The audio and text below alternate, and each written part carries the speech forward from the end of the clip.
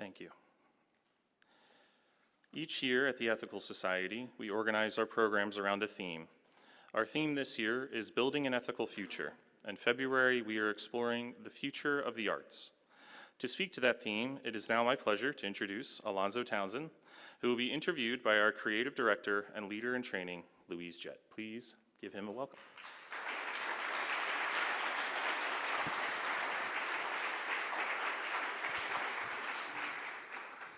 Thank you, everyone, for joining me and welcoming Alonzo Townsend. I'm going to read a brief bio, and then we have some questions prepared. So Alonzo is a St. Louis native. He's the youngest son of the Delta blues legend and patriarch of the St. Louis blues, Henry James Mule Townsend, and blues singer Vernell Townsend. Alonzo has made it his mission to carry on the blues heritage and become an active voice for the St. Louis blues history and vibrant music scene. He is the founder of Townsend and 3 Agency, which books the shows for the Dark Room and provides exposure for up-and-coming artists in our area. It's great to be here with you today. Hey, thanks everybody. It's a pleasure. Thank you so much. This is going to be fun, I promise. It is. Yeah. We're going to have fun. So we'd love to hear more about you. Let's start with some background about you, your father, your mother, the blues scene, and kind of your upbringing in it. Yeah, for sure. Well, like you said, I'm the youngest son of Henry Townsend.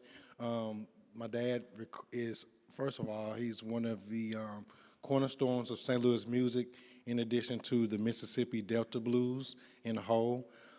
Recorded in every decade since 1929. He's one of the only American roots artists to do so. And, that's a part of, my DNA or a part of what I do. Fast forward, I learned the business from my father really young. At the age of 9, I was in Schnucks writing his checks. And they're like, this kid know how to write checks. I felt like a show monkey sometimes, but no.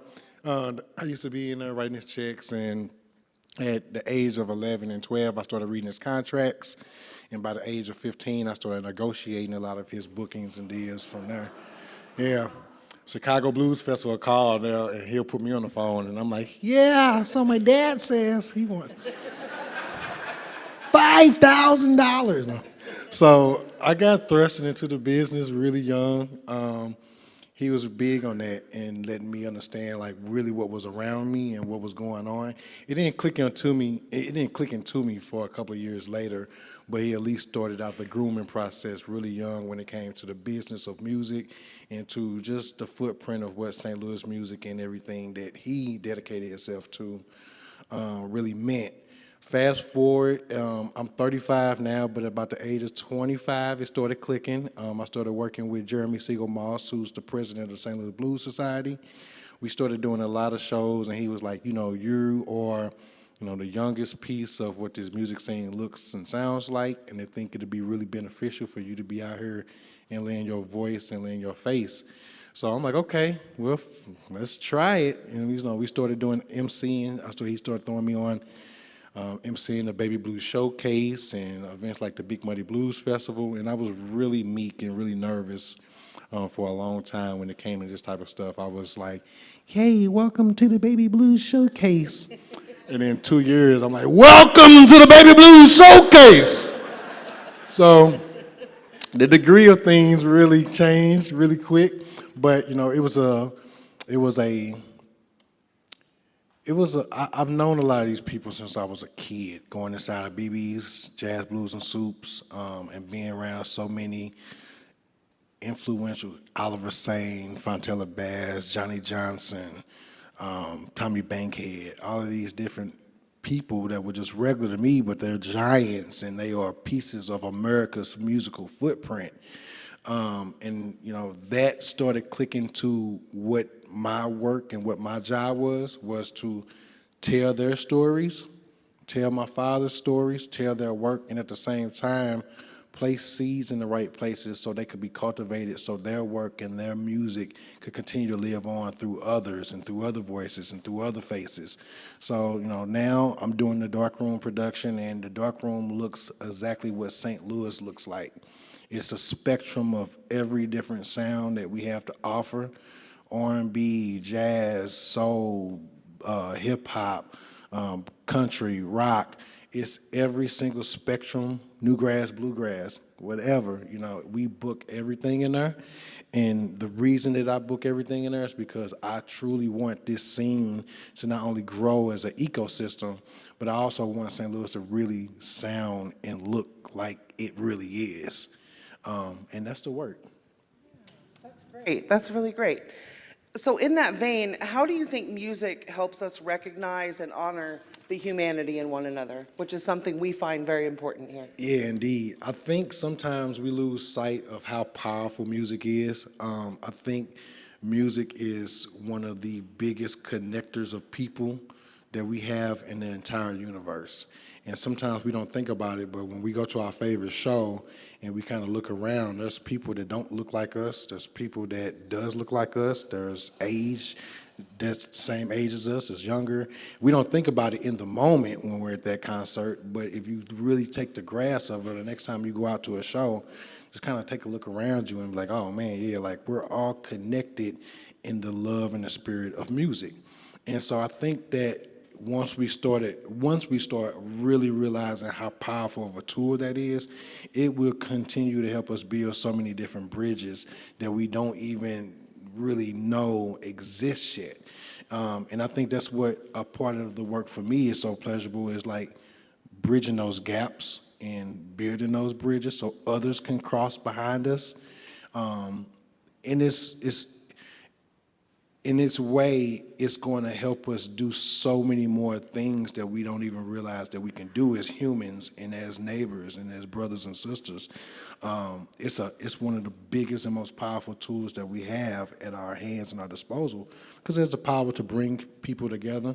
It has the power to be able to display emotions that sometimes we might not be wanting to convey or let people see. It lets us all be able to hear a story and at the same time tell a story. And that's from any type of different walks of life. And I think that's how powerful it is.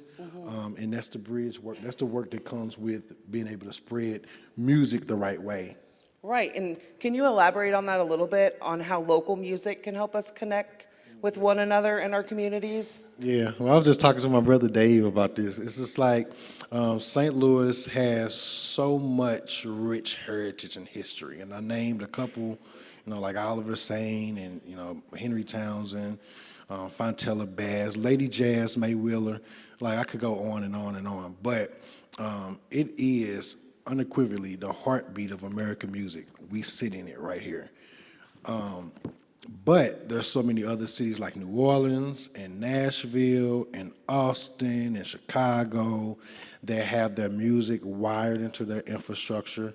They have an ecosystem that is built for artists to thrive and survive. Artists don't seek ways to leave New Orleans. Artists don't seek ways to go to LA to be seen and have the visibility. We have a lot of our artists, some I've even managed. I used to manage Tonina for a really long time, and for like the last 7 years, and then she got a deal with Empire out in LA, and she said, well, I think it might be more beneficial if I move closer to the label.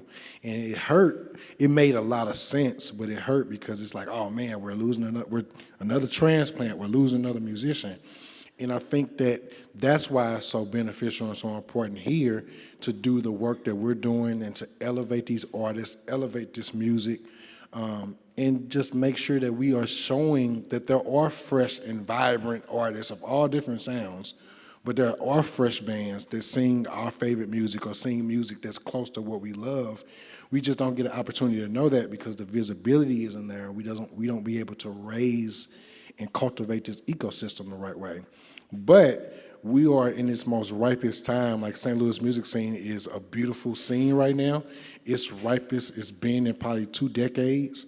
But there's still a lot of work left to be done. We need to tie in our scene into the infrastructure. That's city and county. Our tourism should be built around our heritage, which is St. Louis, which is music, which is American music, which is our heavy imprint on the American songbook. These are all 3 things that we can give to them for free and tell them to go ahead and like talk about when they talk about St. Louis and coming here and exploring here. And we don't do a good job of that. And so That's why this is important to people like me and Dave and Amy and stuff, because we have the history, the richness, and all that. If not exceeding New Orleans, if not exceeding LA, we have all of that history, but we do not have the infrastructure, and our administration does not help do a greater job, past administrations even, to wire in the St. Louis music footprint into the infrastructure of our city. But we're getting there. St. Louis City SC, our new MLS team, has a director of musical engagement, Mastermind, who I do brand management for. But that's a huge look, because now his job is to go into the new soccer stadium and make sure that St. Louis artists have a opportunity to perform and be visible on one of the grandest stages, the newest stages that the city has to offer. That's the work. That's us putting in the ecosystem and planting seeds so it can really benefit. 5 years ago, you probably wouldn't even thought of this. And then we've have a franchise like the Cardinals already. And I love the Cardinals, but we have a franchise like the Cardinals, St. Louis Blues, that bears the Blues name. And St. Louis City SC is the first team to do a director of musical engagement. So it's a salty when you say it like that, but at the same time, it shows the strides that we are making and how we are elevating the entire scene in the whole. Yeah. So tell us about your vision for the future of the St. Louis music scene. Half of it was all that just there. Yeah, you're getting there. But that is the work, and that is my mission. That's my goal. Like, the Townsend Agency is an artist management and event management agency. I represent artists on branding levels. I represent artists, some artists on the mainstream, just management level. But a lot of the time, it's me being the conductor of musicians to events, musicians to engagements, just trying to bridge and give them work, but at the same time, find beneficial ways that they are elevated and put in spaces where they are part of the conversations and they are in rooms that they normally wouldn't be in. But the biggest role and the biggest job of the agency is to be an advocate for St. Louis music. So that means that I have to be able to tuck my ego in my pocket sometimes and work and showcase artists that aren't signed to the agency, that's not underneath that umbrella. That's a great ego tucker for me, because that's okay. I feel like every artist deserves to be advocated for. A lot of artists don't know the business, some of them do, but that's where we come in, where we're able to kind of take that away from the non-for-profits and the places that we feel like are supposed to be the conservators of our music. We take that out of their hands. Like, we love them continuing to funnel it and fuel it, but we take that completely out of their hands and we actually put it on our backs as a city, as a community, to uplift these artists, to talk about these musicians, to talk about how rich it is, to do shows that's not 10 o'clock anymore, and make sure that we can actually go out and enjoy them. To make sure that we have an equitable space for St. Louis musicians, for world-class St. Louis musicians. So that's what my work is to continue to wave that flag, make these artists visible, make these activations visible, and bring them into rooms that they normally wouldn't be in, like being able to come in here and spread new faces and new sounds to all of you, and be able to back to them, like we're fueling them by putting them in front of your ears, in front of your eyes, and being able to give them an opportunity to, again, be in conversations and spaces that normally probably wasn't built for them or wasn't meant for them originally, for any artist. And so that's the work, and that's what elevation is, and it's just about making sure that we pull up the scene as a whole. And why is the future of music and artists so important for St. Louis specifically? It's because it's our blood. It's our bloodline. We lose sight of that. We talk about how much we love our Cardinals, and I love them. I do too. But we sometimes forget about what the brick and what the foundation of this city really is.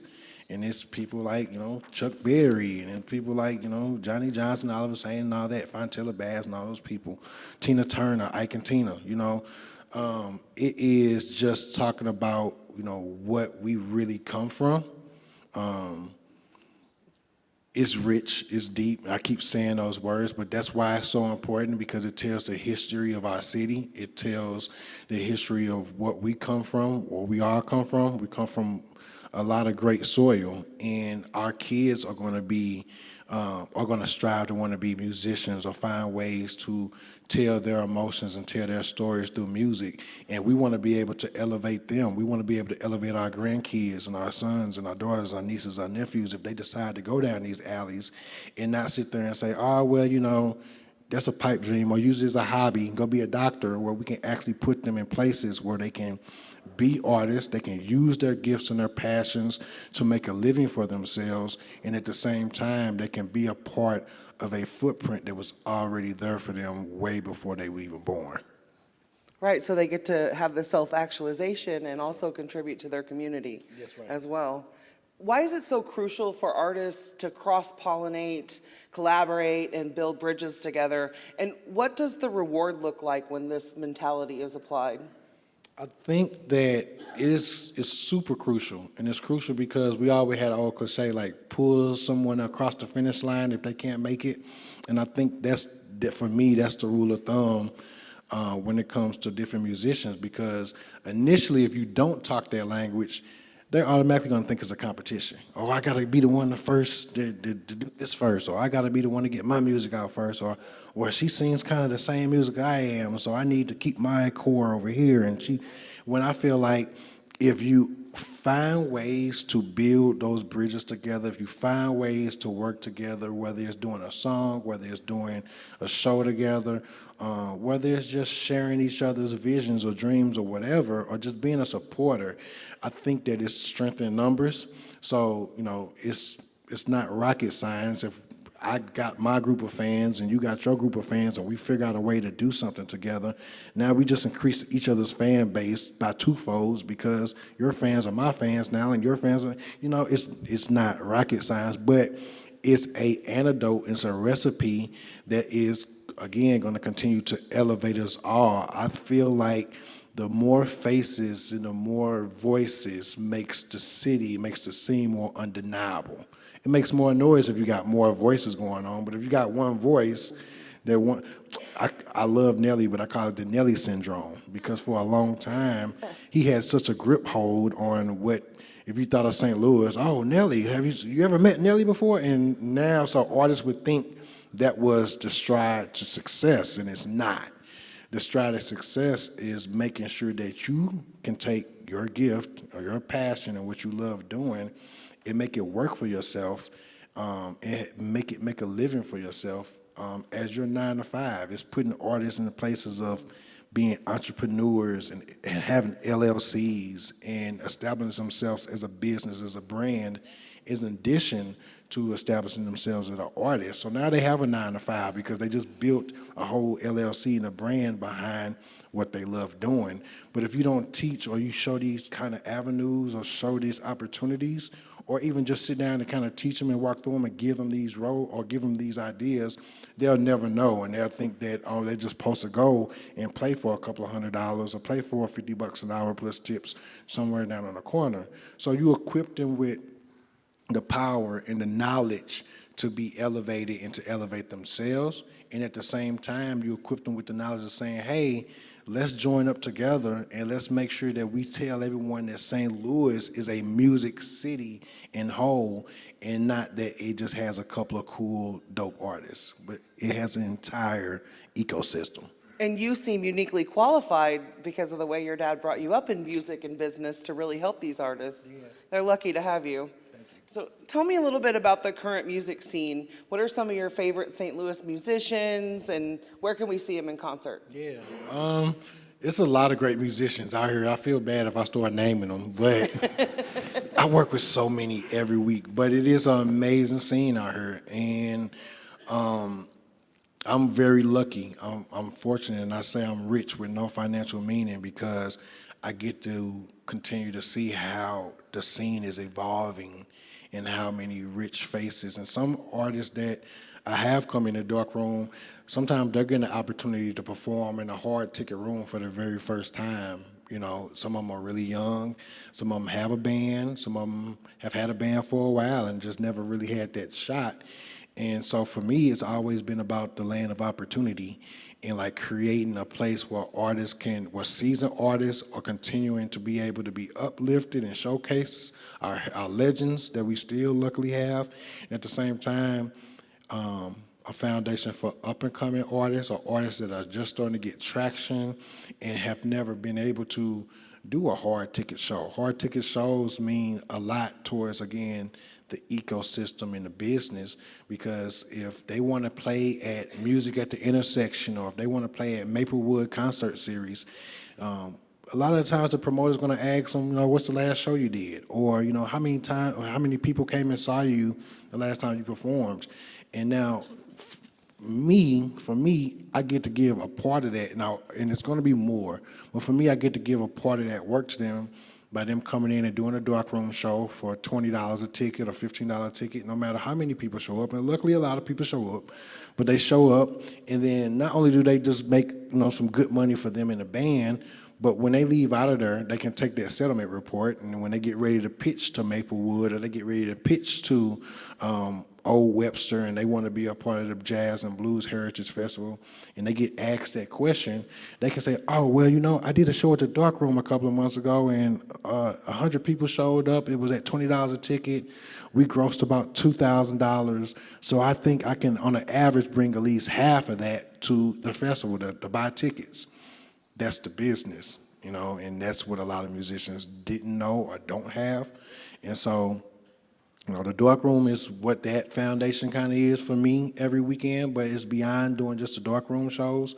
I encourage you to come out to the Darkroom. We're doing great things every weekend, Thursday, Friday, and Saturday, and it's every different sound that St. Louis has to offer. It's not just it's just not R&B, it's just not jazz, it's just not blues, but we showcase every single type of spectrum, every type of different sound, so artists can not only feel that they are welcome, but that the city also understands that we have a golden treasure chest full of all this different music and all these different musicians, and it's a ripe time to go out and see them.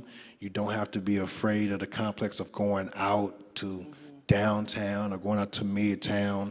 Like, you know, these artists thrive in these areas, and it's up to us to equip ourselves with the knowledge and whatever it takes to protect ourselves or to feel comfortable in these spaces to go out and support this funnel and this ecosystem, because at the end of the day, they're singing songs about us and about what we feel and about what we go through. So it's just right for us to go out and try to find ways to see them and cultivate them and pour into them. What would you say to someone who wants to break in, a musician who wants to break in on the St. Louis music scene? What sort of advice would you give them? Don't second guess yourself. Go all in and go out and find a lot of open jams and jam sessions and connect with different musicians and learn from them. Create relationships. Do not be afraid to create relationships. I think that's probably one of the biggest things that musicians are afraid of, or going out and they think that musicians aren't going to be welcoming, or, well, I'm new, they don't know me, they don't owe me anything. But really, a lot of these musicians, like I go back to Dave can tell you, like, he was cultivated by a lot of St. Louis musicians, legendary musicians, by just going in and sitting down and being front and center, and they giving them attention and then asking questions and being vulnerable enough to say, hey, I love what you're doing. It beats my heart. It makes my blood pump. How can I find ways to, like, cultivate myself or be a part of the conversation, or can I jam with you or whatever? But it's that, and it's a lot of it's a lot of dope jam sessions and places where you can find these musicians and cultivate and learn. We do a great one every Wednesday. It's free at the Darkroom, the Wednesday night jazz jam that's hosted by Bob DeBoo. But a lot of musicians come up there, young and old. I mean, I'm telling you, it is amazing time every Wednesday. And they come in there and they cultivate with each other, and they play with each other, and they learn from each other. Even some of the most seasoned musicians we have are there, and they're learning from some of the young rookies coming in there wanting to sharpen their craft. So it's those type of places. I think the Blues Museum does one too. They used to do Sitting on the Porch open jam. downtown the National Blues Museum. But it's just finding places and environments that you feel comfortable in. Take your kids down if they are instrumentalists, like pour into their passion. Like that's the biggest thing we can do as parents is pour into their passion. My daughter loves piano. I pour into her. I don't push her, but long as she has her own little like fire that makes her want to do it, cool. Like let's figure it out. Let's put you around places. Let's pull up some on YouTube and learn it and play it together. But bring your grandkids and your kids down into these spaces and really inspire them and put them around great people to help learn and bring them up as well. I think that's the biggest thing we can do. It's like planting a seed and watering it. It sounds like a really thriving community. Yeah. It is. It's the rich. I've been saying it. It's the ripest and it's the richest it's been in a really long time. So I really encourage everyone to go out and just go out and listen to some live local world class. I hate using the word local now because we have so many world class performers and world class artists.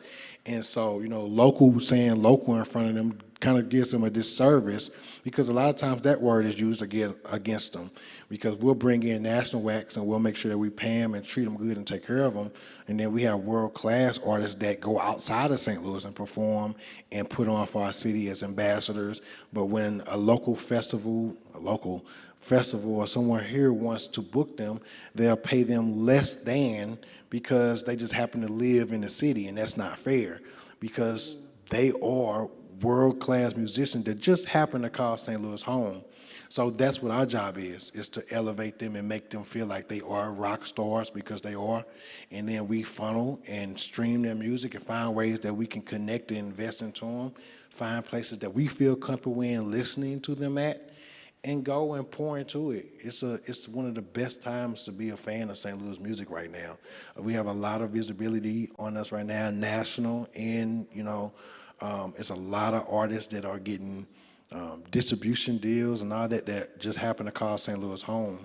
So we're in a great time right now. It's just continuing to be on us to appreciate it, not be so spoiled in what we have here.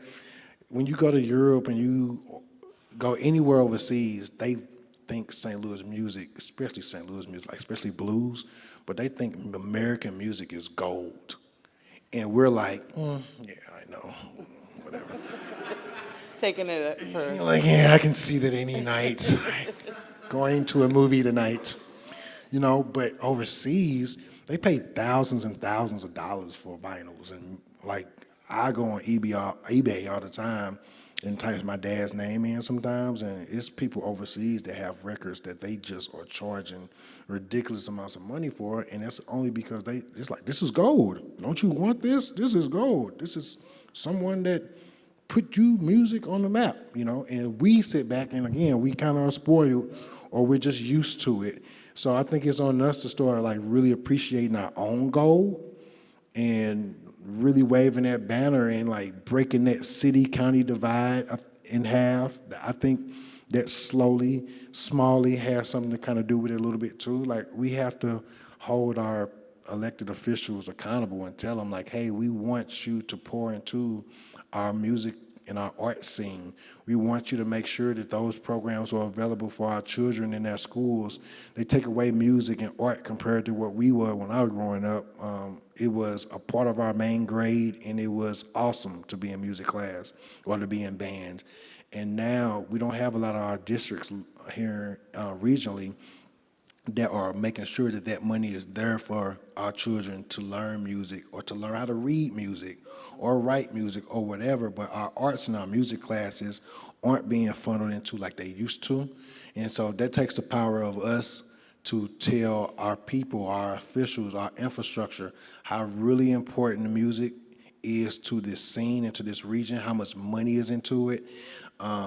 We just legalized marijuana and taxing, but the music brings in just as much money, if not, if we actually put equity and put resources behind it. It's on us to be able to do that. So I just think that that's the biggest job that we go out here and do, is just tell people like Sam Page and Tashora Jones, like, hey, we need to make sure that you put an emphasis on what St. Louis really, what our golden blocks really is, and that's its music scene and its artists. Yeah. So do you have any advice on how the Ethical Society could harness this thriving music scene to reach new people who share our values? Well, first of all, I want to say you have a beautiful home in here, first and foremost. Thank you. It is beautiful in here, and I think it goes back to what I was saying a little bit ago. It's about putting artists in conversations and in places that they normally wouldn't be in, or that they may not thought were for them, and spreading that elevation and their visibility and their reach. And Amy's doing a phenomenal job right now, just starting that off. Yeah, give Amy some love. I agree. Amy's doing a phenomenal job, an amazing job, because, you know, she pays attention to what's going on around her. She's paying attention to what's going on around us. And me and Amy didn't physically meet each other prior to a couple of weeks ago when she reached out to me about coming here. But we've been friends on Facebook forever. And so the first thing for me was, oh, she's paying attention to what's going on around her because she's paying attention to me. And a lot of times I always tell people, like, you never know who's watching. That's the old cliche, you never know who's watching. And I didn't know that she was necessarily watching, but she's a lover and she's a fan of St. Louis music and the arts. And so she paid attention to what was going on around her. And so when she came and was able to help be a force and be a lead inside these walls, one of the first thoughts was to reach out to Alonzo for some reason and talk about the arts and St. Louis music. And I'm grateful to be able to come in here and be with you and lend whatever I can about what I love and what I'm passionate about. And I think that I say all that to lead to say, you know, now the door is open for musicians like Dave did this morning to come in and share their gift and be able to bring it in front of eyes that may have not been able to see them prior. I don't know, real quick, so for a show of hands, who all knew David Grelly before you came in tonight? You know, that's what I'm saying. It gives that's okay. That's totally okay. That feeds into what I'm saying. Now, people are going to go out. Some of you, I don't know how many, I'm not going to put anybody on the spot on that one, but it's going to be some people that walk out of here and it's going to Google his name, or they're going to find him on Facebook, they're going to add him as a friend, and they're going to say, oh, he has a group called the Player Doors, oh, he plays with Emily Wallace and blah, blah, blah, blah, and now I really want to go and see him some more. He's a great piano player. It's about visibility and being in rooms and being in discussions that he normally probably wouldn't have been in, or his sound would have never been in. That's the work, and that's how the Ethical Society is going to be a huge player in being able to be a part of what the growth of St. Louis music is. Being able to bring artists to come in here and be comfortable to do performances for you, to showcase their gift and their love for the arts and the music, and for you to possibly be like, I'm a fan. I'm going to go find them, or I'm going to go tell my son to find them, find some more music so I can wake up and stream them and wake up to them, whatever. But that's the work. That's the work, and that's what makes my heart beat, is seeing how many hands didn't go up, because that lets me know that we got so much more work to do. But I'm grateful to be in these rooms because the work begins in rooms like this. Yeah, and we love music, so it's a win-win for everyone. And we're grateful that Amy invited you here, too. Do you have any closing thoughts or anything else you'd like to add? No, I can go on. You see, I can talk. Well, we have lunch. You're more than welcome to join us for lunch. No doubt. I appreciate you so much, and I appreciate each and every one of you for just giving me your attention and just giving me your time. Time is one of the most precious things we have on earth, and so every moment that I get to be able to share what I love and what it's a big heartbeat of St. Louis, it's huge for me. So thank you for welcoming me inside your home this morning. Thank you for giving me your attention and giving me your time. And I really hope that I get to see you again, not only just inside these walls, because I'll definitely be back. We're going to do some great things in here, I hope, with some musicians. But I hope to be able to see your faces outside of here into our ecosystem. And you come to the dark room. I'm there every weekend, so if you come to the dark room for a show, please walk up to me and and come give me a hug and say, hey, I saw you at home over at the Ethical Society. That would do wonders for me. But please come out and just support these St. Louis musicians. Find places that you feel comfortable at listening to music, and come out and invest in these artists. It's a great time to be a St. Louis music fan. Thank you so much. That's excellent. Great.